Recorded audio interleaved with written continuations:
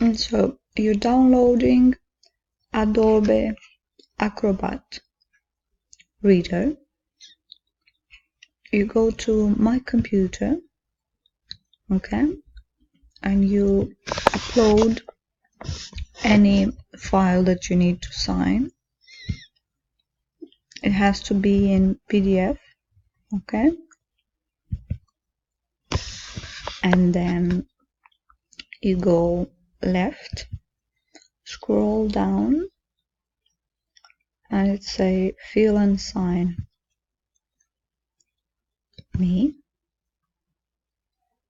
okay, and then you go top right, you add sign, and in my case I already have the signature here, but they were gonna ask you to put one, sign in a box.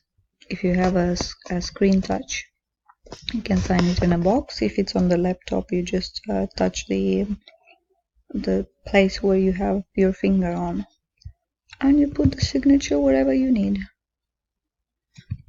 It's very simple. And then you just go top left, file, save as,